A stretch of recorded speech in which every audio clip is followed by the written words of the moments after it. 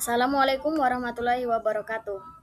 Nama saya Nurul Lutfia, saya dari Prodi Manajemen Pendidikan Islam. Di sini saya akan menjelaskan materi saya yang berjudul Pemikiran Filsafat dari Kiai Haji Ahmad Dahlan dan Kiai Haji Hashim Asy'ari.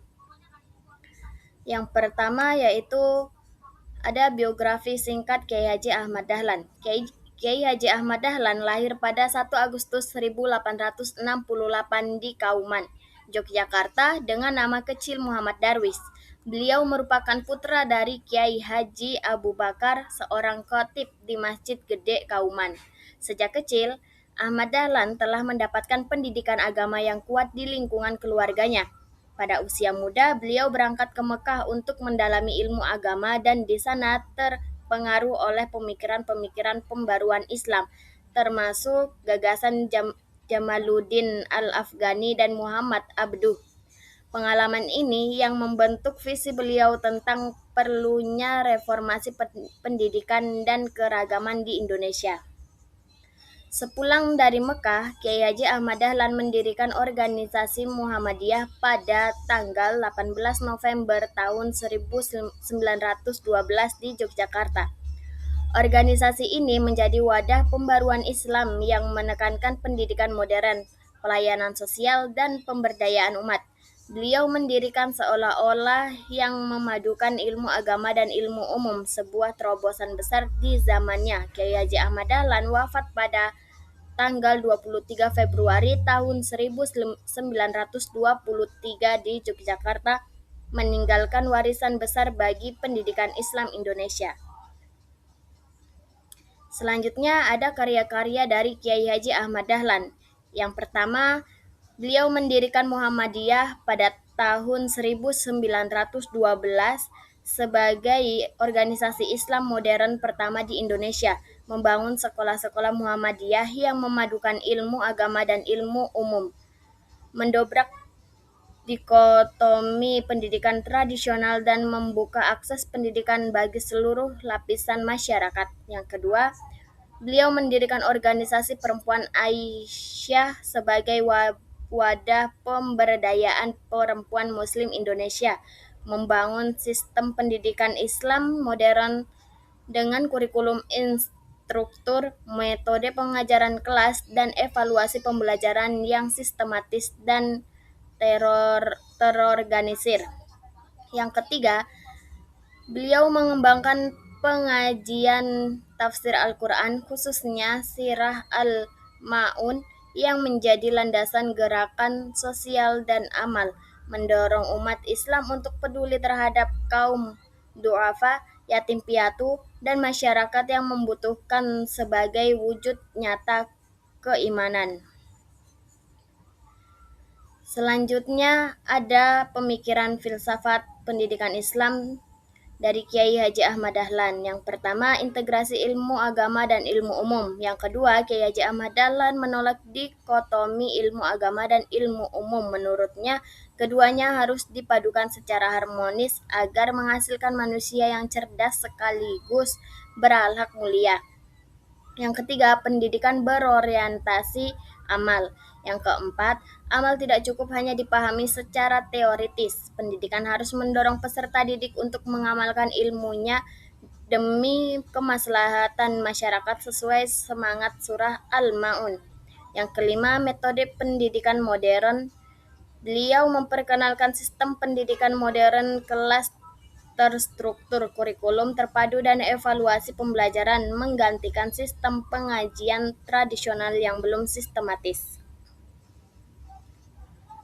Selanjutnya, relevansi pemikiran Kiai Haji Ahmad Dahlan saat ini. Yang pertama, integrasi ilmu agama dan sains dalam pendidikan modern, menolak dikotomi antara ilmu agama dan ilmu umum, mendorong kurikulum yang memadukan keduanya secara seimbang untuk menghasilkan generasi yang cerdas secara intelektual sekaligus kuat secara spiritual dan moral. Yang kedua, mendorong pembelajaran aktif, kreatif, dan inovatif, serta menanamkan karakter religius dan kepedulian sosial. Metode pendidikan modern yang dikembangkan Kiai Haji Ahmad Dahlan relevan dengan pendekatan student-centered learning dan pengembangan karakter di era kontemporer. Yang ketiga, menyiapkan peserta didik menghadapi tantangan global abad ke-21. Pemikiran beliau selaras dengan kompetisi abad ke-21. Pemikiran kritis, kolaboratif, komunikatif, dan kreatif, berlandaskan nilai-nilai Islam yang moderat dan adaptif terhadap perkembangan zaman. Selanjutnya ada pemikiran tentang Kiai Haji Hasyim Asy'ari. Biografi singkat Kiai Haji Hasyim Asy'ari. Kiai Haji Hasyim Asy'ari lahir pada tanggal 14 Februari 1871 di Gedang, Jombang, Jawa Timur. Beliau berasal dari keluarga ulama dengan tradisi pesantren yang kuat. Ayahnya Kiai Haji Hasyim Asy'ari adalah pengasuh pesantren dari kakeknya, Kiai Haji Usman, juga seorang ulama terkemuka. Sejak kecil, beliau telah menunjukkan kecerdasan luar biasa dan semangat tinggi dalam menuntut ilmu agama Islam. Beliau menempuh pendidikan di berbagai pesantren di Jawa sebelum melanjutkan studi ke Mekah. Selama 7 tahun, pada tahun 1899, beliau mendirikan Pondok Pesantren Tebu Ireng di Jombang yang menjadi salah satu pesantren terbesar dan berpengaruh di Indonesia. Pada tanggal 31 Januari 1926, beliau menjadi pendiri Nahdlatul Ulama, organisasi Islam terbesar di dunia. Beliau wafat pada 25 Juli 1947 di Jombang. Selanjutnya ada karya dan pemikiran pendidikan Kiai Haji Hasyim Asy'ari. Yang pertama, karya-karya beliau adalah Adab al-Alim wal al-Muta'alim, Kitab Etika Guru dan Murid yang menjadi rujukan pesantren, At-Tibyan fi al-Nabi'an, Muqata al-Arhan, tentang pentingnya silaturahmi, Risalah Ahlussunnah wal Jamaah, landasan teologi Islam moderat.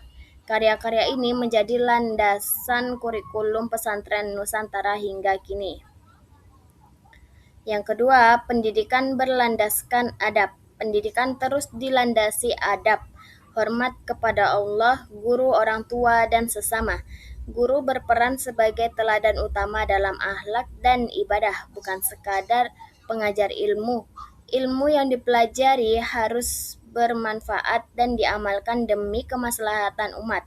Hubungan guru-murid dibangun atas dasar kepercayaan, ketulusan, dan keteladanan moral. Yang ketiga, pendidikan pesantren. Karakter spiritual pesantren Tebu Ireng menjadi model pendidikan Islam holistik yang memadukan ilmu agama, akhlak, dan kemandirian santri. Pendidikan pesantren membentuk kepribadian utuh, intelektual, spiritual, dan sosial. Tradisi Islam moderat Ahlussunnah wal Jamaah ditanamkan sebagai pondasi kehidupan bermasyarakat yang harmonis dan inklusif. Selanjutnya ada relevansi pemikiran Kiai Haji Hasyim Asy'ari saat ini. Yang pertama, penguatan pendidikan karakter dan akhlak melalui etika guru peserta didik sebagai fondasi utama. Hubungan yang penuh hormat antara guru dan murid menciptakan lingkungan belajar yang bermakna, membentuk generasi berintegritas dan berakhlak mulia sesuai nilai-nilai Islam. Yang kedua, pembentukan kepribadian holistik yang mencakup dimensi intelektual, spiritual, dan sosial. Pendidikan tidak hanya mengejar prestasi akademik, tetapi juga membentuk jiwa yang seimbang, mampu berkontribusi bagi masyarakat dengan landasan iman dan ilmu yang kokoh. Yang ketiga, pesantren adaptif terhadap perkembangan zaman dan pendidikan Islam moderat yang inklusif. Model pesantren Tebu Ireng menjadi inspirasi lembaga pendidikan Islam modern yang memadukan tradisi Ahlussunnah wal Jamaah dengan kebutuhan pendidikan abad ke-21. Baik, hanya itu yang bisa saya sampaikan. Ilmu bukan sekedar untuk diketahui, tetapi untuk dipahami, diamalkan, dan diwariskan. Semoga apa yang saya sampaikan hari ini menjadi awal dari diskusi, bukan akhir dari pembelajaran. Sekian saya ucapkan terima kasih. Wassalamualaikum warahmatullahi wabarakatuh.